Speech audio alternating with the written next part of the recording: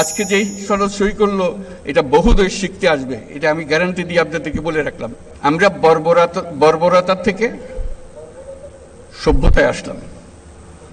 আমরা এক বর্বর জগতে ছিলাম যেখানে আইন কানুন ছিল না, মানুষের ইচ্ছায় যা ইচ্ছা তা করতে পারত।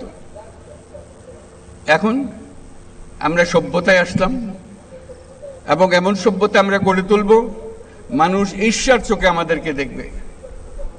কাজেই সেটা এখন আমাদের পরবর্তী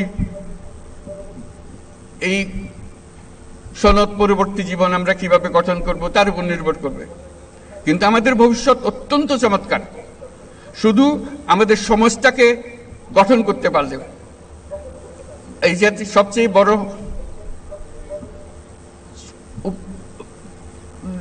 কনক্লুশন যেটা এখান থেকে যেটা আমরা পেলাম, আজকে যেটা আমরা বুঝতে পারলাম, যে আমরা যদি একমত হই, যেভাবে আমরা হতে পেরেছি, অন্য সব কাজেও যদি আমরা একমত হই, এক পথে চলি, তাহলে আমাদের দেশ এটা অনন্য দেশে পরিণত হবে। আমাদের দেশের সেই শক্তি আছে, সেই শক্তিকে আমরা ব্যবহার করতে পারি। আমরা আমাদের যে সম্পদ আছে যেটা আমরা ব্যবহার করতে পারিনি পর্যন্ত। আমি বারে বারে যেটার কথা উল্লেখ করি, এটা হলো বঙ্গোপসাগর আমাদেরই অঞ্চল, আমাদেরই বাংলাদেশের অংশ। কোনোদিন আমরা খেয়াল করে দেখি নাই এই অংশে আমরা কি করি। এই অংশ অত্যন্ত সম্পদশালী অংশ। আমরা বলছি যে এটা আমরা পূর্ণ ব্যবহার করতে চাই, এই সম্পদকে আমরা এগিয়ে যেতে চাই, আমরা আর তর্ক বিতর্কের মধ্যে থাকতে চাই না। সেই জন্যই আজকে সনদ হলো, এই সনদ তর্ক বিতর্কের অবসান করবে। আমরা নিয়ম মতো চলে যাব। আমরা এখন নিয়ম মাফিক চলার জন্য তৈরি হয়েছি। এই নিয়ম যেন আজকে আজকে সই করলাম, অনেক আলোচনার মধ্যে দিয়ে আমরা সই করলাম, এটা আমাদেরকে পথ দেখিয়ে দেবে। এই পথে আমরা চলবো, তাহলে আমরা এই যে সম্পদ আছে সেই সম্পদের ব্যবহার করতে পারবো। আমি বারে বারে বলছি যে আমরা যদি গভীর সমুদ্র বন্দর করে দিই, তাহলে সারা দুনিয়ার জাহাজ আমাদের বন্দরে ভিড়তে হবে।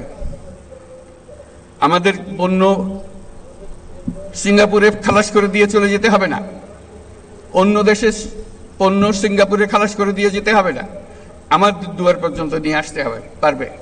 এবং অন্যান্য দেশের যারা সুযোগ দিতে পারবে না, তাদের পণ্য এখানে দিয়ে যাবে, আমাদের এখান থেকে তারা নিয়ে যাবে। কাজে একটা বিরাট সুযোগ। আর বঙ্গোপসাগরে মাছেরও তো একটা বিষয় আছে। অন্য দেশের মাঝিরা এসে, আমাদের মৎস্যজীবীরা আছে, এসে আমাদের পানি থেকে তারা মাছ শিকার করে নিয়ে যায়। আমরা হাত করে তাকিয়ে থাকি, কিছু করতে পারি না। আমাদের মাছ দিয়ে যায়, আমরা আমাদের মাছ ঘরে আনতে পারি না। এটার থেকে তো আমাদের উদ্ধার পেতে হবে। তাই সেই বঙ্গোপসাগরকে মিলিয়ে, তার উপকূলকে মিলিয়ে আমরা সমস্ত বাংলাদেশ পরিবর্তন করে ফেলতে পারি। আমাদের পরিকল্পনায় যদি আমরা মাতারবাড়ি, কক্সবাজার সবকিছু মিলিয়ে, মহেশখালী সবকিছু মিলিয়ে আমরা যদি একযোগে বন্দর উন্নত করি, তাহলে পুরো এলাকা নতুন সিঙ্গাপুরে পরিণত হবে। এটা নির্ঘাত, এটার থেকে কেউ বাইরে যেতে পারবে না এবং সকল দেশের মানুষ এখানে আসবে। আমরা আমাদের অর্থনীতির অংশ হিসেবে আঞ্চলিক অর্থনীতি গড়ে তুলতে পারি। আমরা নেপালে, ভুটানে, সেভেন সিস্টার্সে তাদের সঙ্গে আর্থিক সম্পর্ক গড়ে তুলতে পারি শুধু এই বন্দরের কারণে, এই যোগাযোগের কারণে। তারাও সমৃদ্ধ হবে, আমরাও সমৃদ্ধ হব। কাজে এই সুযোগগুলো আছে যদি আমরা মত ঠিক মতো চলতে পারি। সেই জিনিসটা আজকে আমাদেরকে দেখিয়ে দিল যে আমরা পারি। সেটাই হলো আজকের আমাদের যে শিক্ষা, যে আমরা যেটা চাই সেটা করতে পারি।